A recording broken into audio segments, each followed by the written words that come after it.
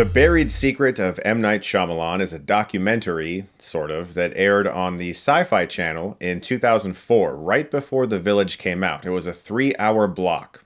I watched the whole thing. At the time, Shyamalan was coming off Signs, which was a gigantic commercial success, and as most of you probably know, was a major influence on me, made me want to make movies. I got a tattoo of Signs right here on my arm.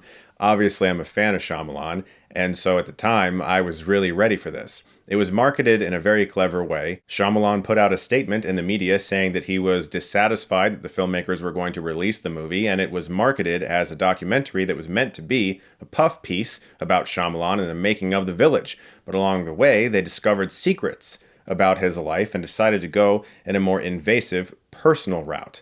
And so we have a 2-hour, really fucking long mockumentary. This was a hoax. The entire thing is fake. It's written, it's made up, everybody was in on the joke, and at the time, it was a little maddening. Because even as a fan, I was only 16 at the time, I remember thinking like, what's the point of this? You know? The point ended up being market the village. But I'd like to talk about this film in historical context. Watching this film in 2021 feels like a completely different experience. And I just want to get this out of the way really quickly. As you guys know, I love M. Night Shyamalan. I love most of his movies. He's made a few that I don't like, that's for sure. There have been countless articles, videos, posts, tweets, whatever, bashing M. Night Shyamalan for years. You're not going to get that here. You're not going to see me support that. You're not going to see me feed that machine. It's run its course. I am not about bashing artists on this channel. Sure, if somebody makes a bad movie, I'm honest about it. And in the past, films like Dragon Ball Evolution or say The Emoji Movie have genuinely made me upset. But for the most part, my goal on this channel is to be respectful of filmmakers because I'm a filmmaker and I know how hard it is. I know how hard it is to make a fucking movie. But in the case of The Buried Secret of M. Night Shyamalan, this documentary, there's a lot that I want to discuss because now, in 2021, watching this film, I find it absolutely fascinating that this exists. It kind of feels like somebody said to him or a producer on The Village, let's make like a big making of about the movie. And then somebody went, yeah, but like, what if we did this? And then it spiraled into this crazy idea where you bring in an Oscar-nominated documentarian to make a fake movie about you as a filmmaker. On paper, that actually sounds fucking hilarious and really fun. And there's about an hour of this movie that, for me, is. In fact, if this was actually a feature movie and it wasn't necessarily about a real director, it was a fictional director, the concept of this is absolutely genius. You're interviewing a filmmaker who you just do it as a job, and then you discover there's this horrible secret, and you just keep delving deeper and deeper and deeper. The problem was the media attention surrounding it and the fact that it was really just to market The Village. That made the whole proceedings feel kind of icky. For instance, in the film, he is notoriously late for every single interview. Someone actually instructs the documentary crew to not look him in the eyes while he's directing. The craziest thing to say. I laughed my ass off. I forgot entirely about that line. Before we go down, because I want to take you down to meet night and you can actually see the set, there are just a couple of ground rules that are important for you guys to follow, and this includes the crew as well. The most important thing is not to make eye contact with Knight while he's directing. It's very important for him to be able to stay focused. And please don't get into any of the actors' eye lines, obviously, because that would be a disaster. And please don't talk to any of the crew members either. Until I introduce you, I don't want you to approach Knight. We have a very clear communication. I'll be able to tell when it's cool for you to go over and when it's not, and I'll just make everything run a lot more smoothly. Okay. And I think other than that, it's going to be great. One of the funniest things about this documentary is that whenever Knight is on screen early on, when they're trying to get an interview with him, there's audio malfunctions. And it says that's the first of many audio malfunctions, suggesting that there's some sort of supernatural presence surrounding the filmmaker. Hi, Knight. How are you? Hey. Hey, I like your duck. Thank you so much for taking the time out. Yeah, terrific.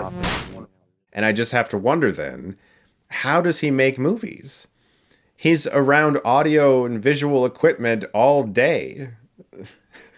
If none of it works around him, how the fuck does he make movies?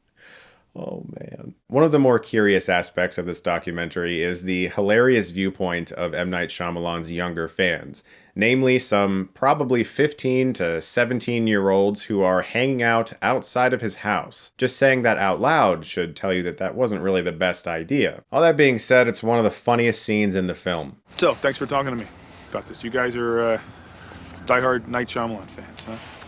Like his movies a lot? Yeah. Yeah. Especially Signs, Sixth Sense. Sixth Sense. Yeah. Unbreakable. What about you? Like his movies a lot? Yeah. How come? What about him? They're just real mystical little scenes here and there to foreshadow events happening later in this movie. So you just, you hang out here often?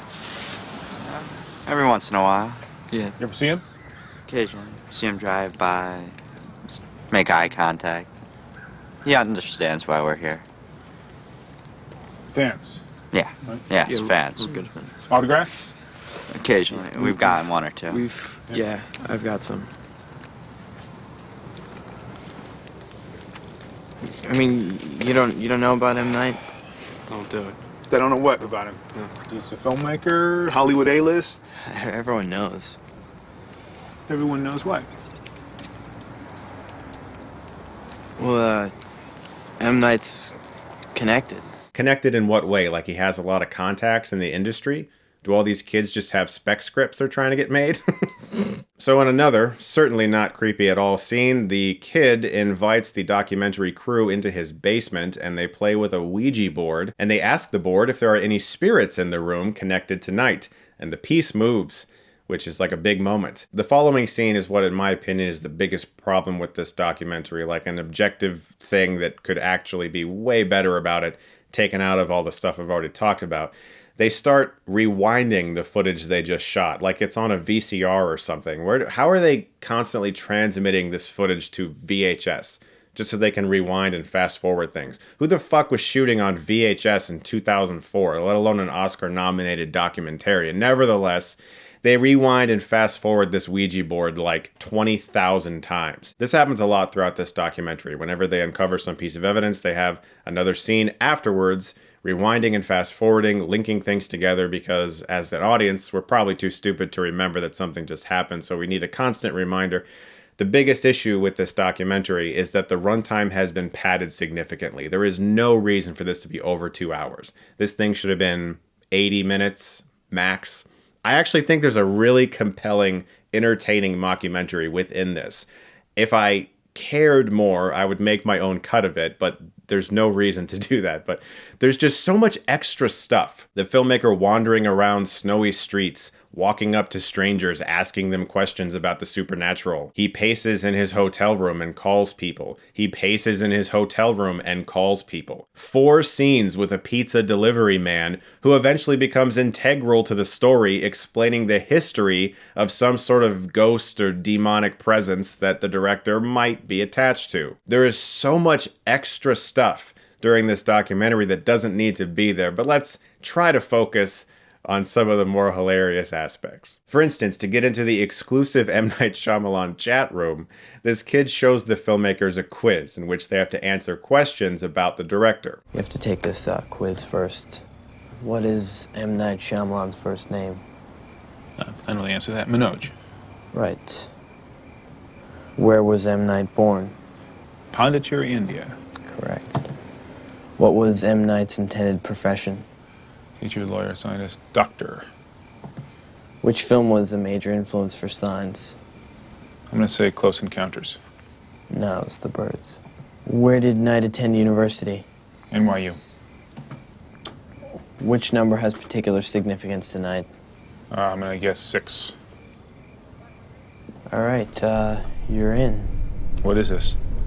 Well, this is where people all over the world who are fans of M. Night can be connected here.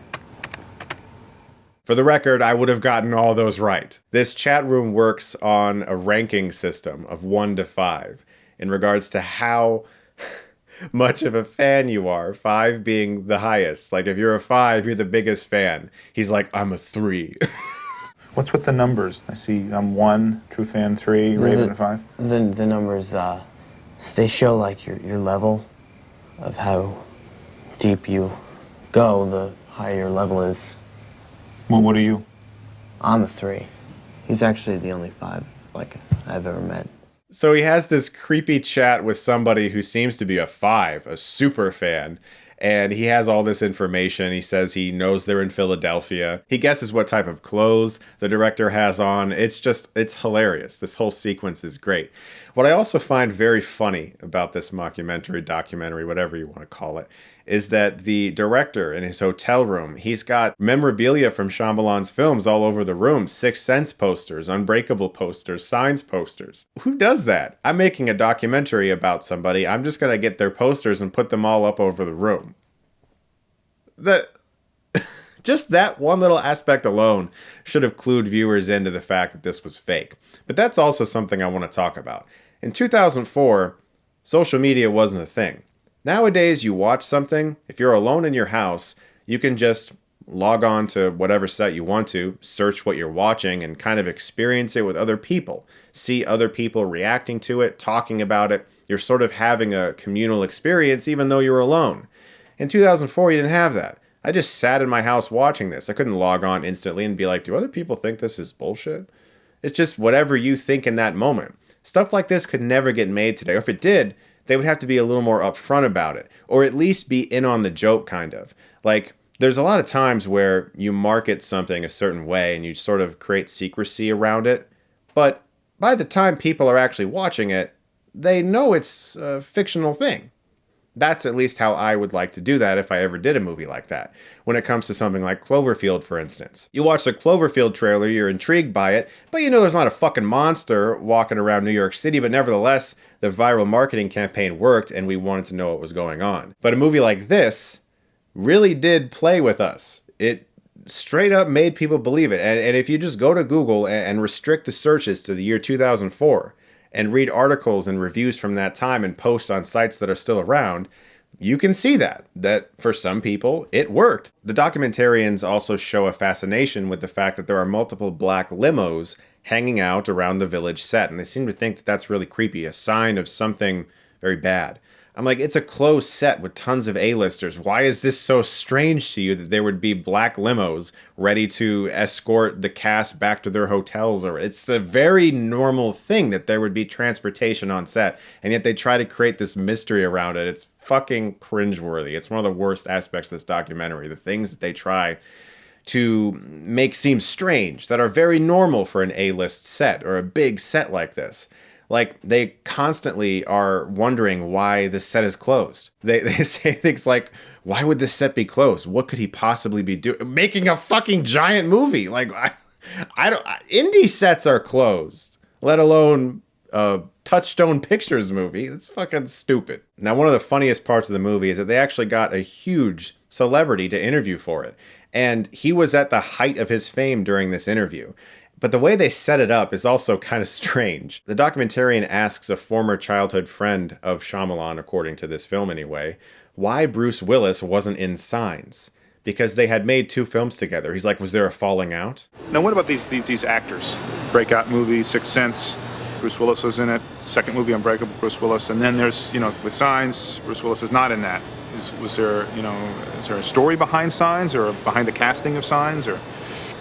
Well, I don't think it was any, he was dissing Bruce Willis in any way. No. I think he was simply, looking to work with different actors, and that's not to say he wouldn't go back and work with Bruce Willis again. What, does he have to cast Bruce Willis in every movie? Is that just what he does? He just makes Bruce Willis thrillers? That's a stupid question, but nevertheless, it is a thread to get to this guy saying, well, originally there was another actor cast for Signs, but, it didn't go well. So they find out who that guy is by once again talking to the level 5 Shyamalan fan on the chat room. And we learn that it is a certain Mr. Johnny Depp, who appears in the film, is in on the joke, and gives a great fake interview. In fact, the things he says in his interview are kind of how I feel about this movie.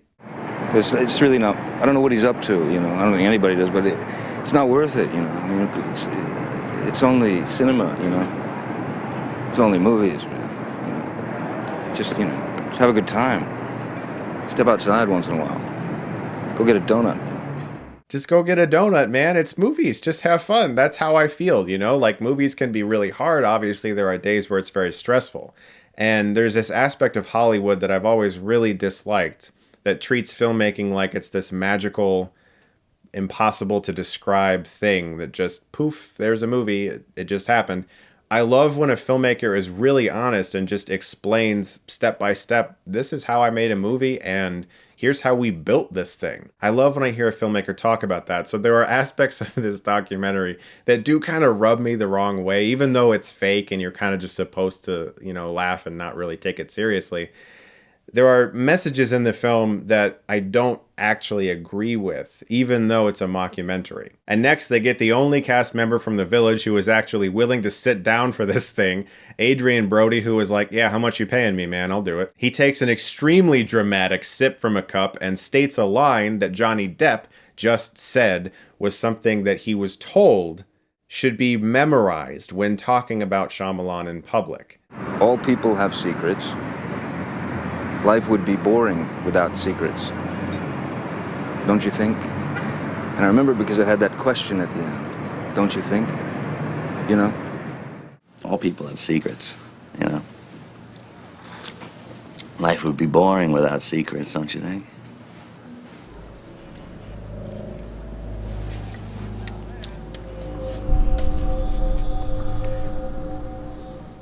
They're setting up the idea that Shyamalan doesn't want people to talk about him in public and that he makes people memorize lines instead of being honest. But that doesn't matter because in the next scene, the documentarians have to rewind and fast forward both scenes and play them back and forth so that we realize what we obviously missed because we're fucking idiots, right? There's a long sequence where they go out partying and they play pool. A girl asks Shyamalan for a Polaroid. They go to a cheesesteak restaurant and somebody wants to take a photo with him. When the Polaroid is developed, it looks like something out of The Ring. So they start all this speculation about what exactly is going on. They ask people for childhood films of Shyamalan, friends, people who knew him when he was a kid, and they get some. These are actually real films that Shyamalan gave them, which is kind of cool. I always loved watching those on the special features of his DVDs. And this is where the mythology starts to creep into the movie, finally. They suggest that Shyamalan's films were influenced by real events in his life, that when he was a child, he actually drowned in a lake and was declared dead until resuscitated by paramedics. And while he was down there, he saw a bunch of ghosts, and they now have a connection to him, and he actually can't leave the Philadelphia area, because if he leaves the Philadelphia area, he will lose his abilities, and his films will start to suck. I'm not making this up. This is where a picture of a boy named Henry is introduced, easily the creepiest fucking thing in this movie. This fucker might be in your nightmares later tonight. But the thing I really want to talk about in all of this is that once again, these documentarians are treating something that's very normal as this crazy thing they've uncovered. The idea that a filmmaker might actually make movies based off of personal experiences. As if artists don't put themselves into their work or use their own experiences in life in some way in their writing or their directing or their painting or whatever. Every fucking artist does that. Everybody puts a little piece of themselves in their work. It's fucking crazy to me that they decided to make this seem like some giant conspiracy, that in Unbreakable, Bruce Willis drowns as a child and that M. Night Shyamalan drowned as a child. Isn't that fucking crazy? No, it's normal because it's like getting the demons out, It's very fucking normal. It's crazy. Oh, what a conspiracy they've uncovered. Like, for instance, there's a scene where the documentarian is calling Shyamalan's mother, or perhaps an actress playing his mother, I don't know, and he asks her why The Sixth Sense got so much darker than his previous film, Wide Awake. As if something must have happened. With The Sixth Sense, his movies got darker. I don't know, because he used to be afraid to be alone, Motherfucker, he wrote a horror movie. That's why it's darker. Like, that is just crazy to me that they're like reaching to this extent. Let's just suggest that because he decided to write a horror movie after writing a spiritual family drama, that clearly he must be fucking haunted. No, he just wrote a horror movie, man. You can't go nowhere. His blessings are here. You cannot leave. They actually visit someone they credit as an occultist who says that Shyamalan is bound to a certain spot, the Philadelphia area, that he can't leave. And if he does, his powers will go away, as we already discussed. I just think it's so... have you ever lived in your hometown or around your hometown your whole life? I have. Does that mean you're like a fucking demon? Or did you just not move away from home? This is the aspect of Hollywood that I hate. That somebody decided that a filmmaker who doesn't live in LA, that something's wrong with him. I find that legitimately offensive. That's crazy to me. It's just crazy to me. So eventually they uncover in some of Shyamalan's childhood films, supposedly, a house that resembles the house in Signs. And they make a giant fucking deal about it. That there's this house from Shyamalan's childhood when he was about 10 or 11 or 12 that looks just like the house in Signs. A very normal looking house that you might commonly see in places of rural America. But apparently it's a big find. It's a big buried secret, you might say. So they go to this house, and what is probably the creepiest scene of the movie, a crow flies out of the door, and they seem to capture something, perhaps. Now, I haven't really talked about these birds yet, but they seem to be attracted to Shyamalan in the film, and it's an aspect of the mythology that's actually kind of cool. Like I said, I'm not out to bash this movie or the filmmakers involved. I do think that this concept is actually kind of genius. It's just that they went about it in a way that was not the best. But in this house, in a mirror, they capture an image of Henry, the little boy from the picture. And they start to believe that in some way, Shyamalan is communicating with this boy who's dead, and that this is somehow allowing him to make these magical movies. And that's really the buried secret. When trying to ask Shyamalan about this history, he gets very upset and leaves. And he calls the documentarian and essentially godfathers him. Nathaniel, I'm not meeting you today. I don't know what conclusions you've come to, what things you've made up in your head. Let me tell you some realities. No matter what you show, people are going to think it's fake. They're going to think someone made this all up. That's what this is going to be in the end. Some funny piece of entertainment. And when that's done, they're going to switch the channel and watch their favorite sitcom. No one's going to understand why you're doing this. They won't take it seriously. Not one single soul. I mean, think about it. What could you possibly show that they wouldn't think you made up? Have a nice life. Like, I genuinely believe that documentarian's about to wake up tomorrow with a horse head in his bed. This is where the movie should end. Right then. Cut to black. But then he gets more useless, unnecessary interviews with random people from the street talking about the supernatural. There's so much in this documentary that could easily be cut out. But honestly, taking it out of historical context, I am fascinated by this. I find it extremely entertaining. I've watched it twice in the past couple days. And me and my buddy Eric Striffler over at Pretty Much It recently did a commentary for this film and The Village. And you can currently see a snippet of our Village commentary up on the Pretty Much It channel, which I will link in the description below. You'll be able to see a preview of the buried secret of M. Night Shyamalan's commentary very soon. If you follow them on Patreon, you'll get those quicker. We had a great time watching it, but I watched it again after that even, and I'm just blown away that this exists. Like, the equivalent is in 1993 on the set of Jurassic Park.